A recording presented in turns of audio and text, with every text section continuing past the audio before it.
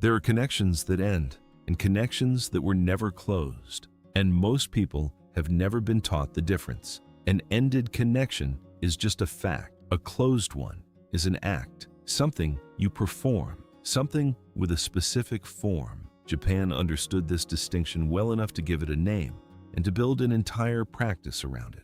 The concept is called tachikiri. In Japanese, it means to cut, not to release, not to forgive, not to accept, to cut deliberately. As a formal act, the tradition recognized something that Western psychology is only beginning to articulate, that some connections do not dissolve through time or emotion. They remain structurally active, threads still attached at both ends until something closes them. Tachikiri is not about how you feel toward a thing. It is the act of formally ending the connection itself. Those are not the same operation, and only one of them actually closes the thread.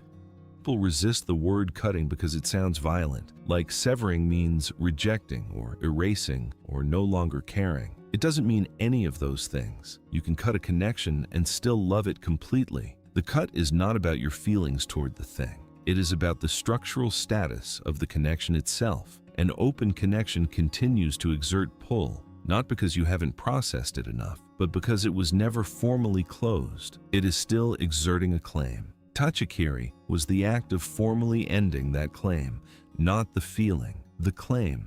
And here's the part that Western psychology eventually arrived at, that the human brain treats unfinished tasks differently from finished ones. It keeps an active file on them. It returns to them involuntarily, unconsciously, the way your tongue finds the gap where a tooth used to be. It is doing this because the file was never closed. It is waiting for a signal that the task is complete. Tachikiri was that signal, something the brain could register as done. So what did the practice actually look like?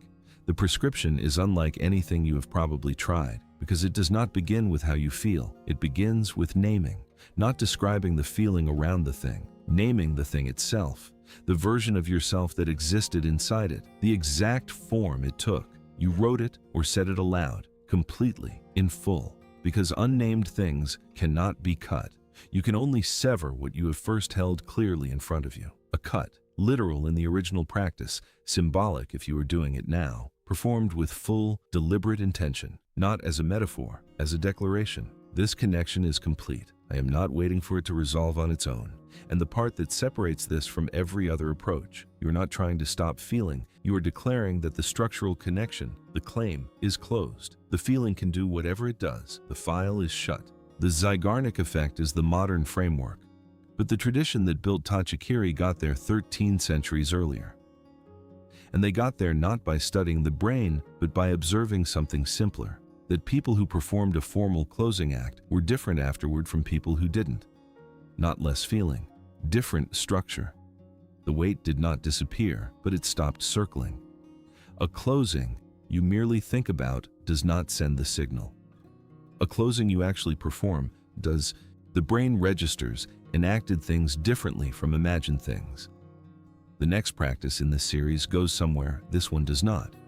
This one is about the act of closing a specific connection. The next one asks something older and harder. Who is the one doing the closing? And what do you find when you look directly at them?